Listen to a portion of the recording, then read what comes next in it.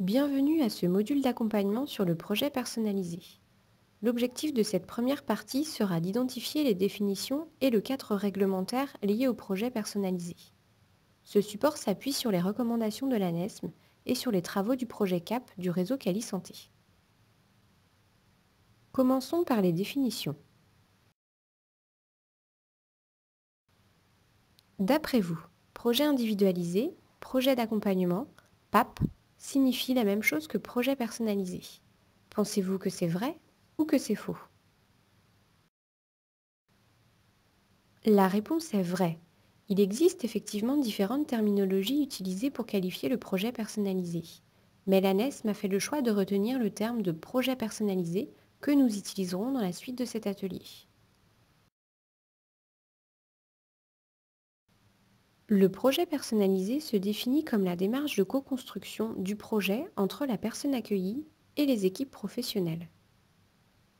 Il témoigne explicitement de la prise en compte des attentes de la personne et englobe la question de l'individualisation.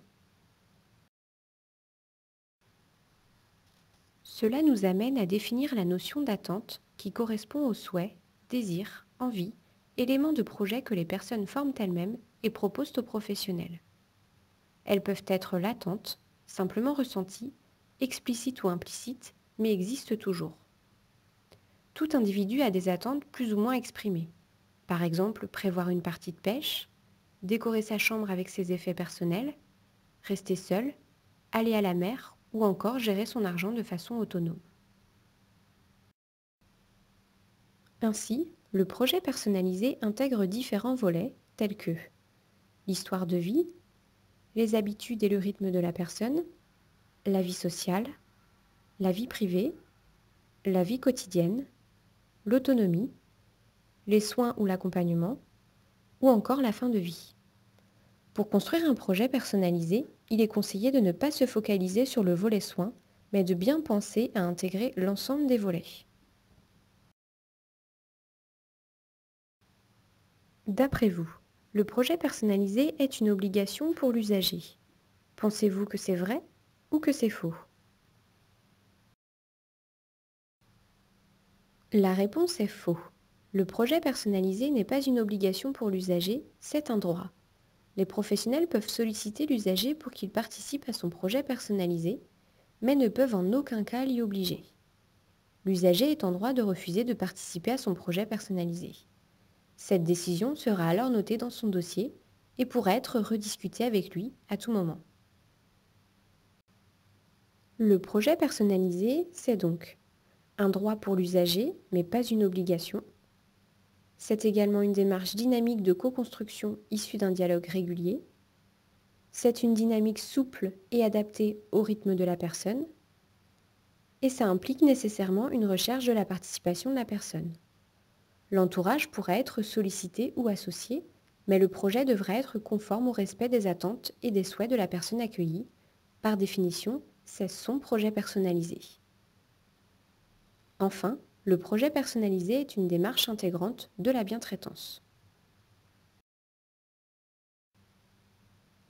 L'ANESM définit la bientraitance comme une démarche collective pour identifier l'accompagnement le meilleur possible pour l'usager, dans le respect de ses choix et dans l'adaptation la plus juste à ses besoins. La mise en œuvre du projet personnalisé s'appuie sur 2 points de repère essentiels en lien avec la bientraitance. Donner une réalité à la liberté de choix en intégrant les droits et les choix de l'usager dès son arrivée et tout au long du séjour, et accompagner l'autonomie de l'usager en respectant son rythme et ses attentes. Passons maintenant au cadre réglementaire. D'après vous, la démarche d'accompagnement personnalisé dans les établissements et services médico-sociaux est une obligation légale. Pensez-vous que c'est vrai ou que c'est faux?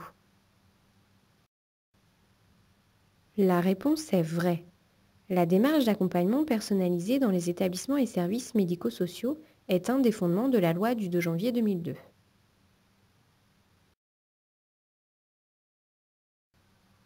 Pour rappel, la loi du 2 janvier 2002 rénovant l'action sociale et médico-sociale demande aux établissements d'assurer une prise en charge et un accompagnement individualisé de qualité, favorisant le développement, l'autonomie et l'insertion de la personne.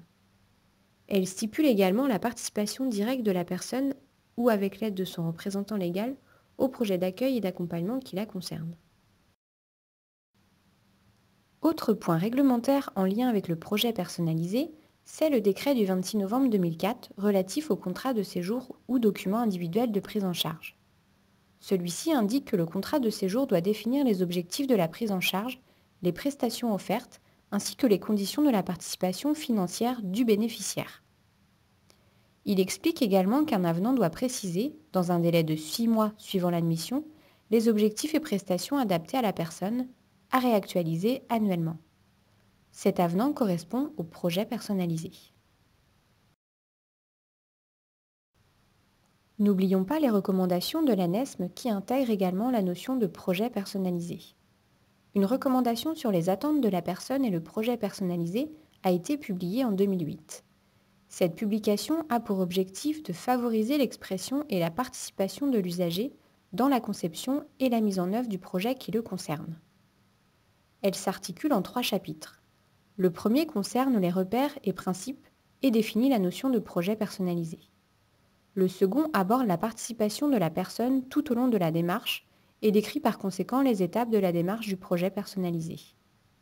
Enfin, le troisième s'intéresse à la contribution des projets personnalisés au projet d'établissement ou de service. Pour conclure sur les aspects réglementaires, il faut savoir que le projet personnalisé est une notion qui doit être évaluée lors de l'évaluation externe. D'après le décret du 15 mai 2007 fixant le contenu du cahier des charges pour l'évaluation des activités et de la qualité des prestations des établissements et services sociaux et médico-sociaux, l'évaluateur externe examinera le point suivant: les conditions dans lesquelles est élaboré le projet personnalisé et la capacité de celui-ci à prendre en compte les besoins et droits de l'usager.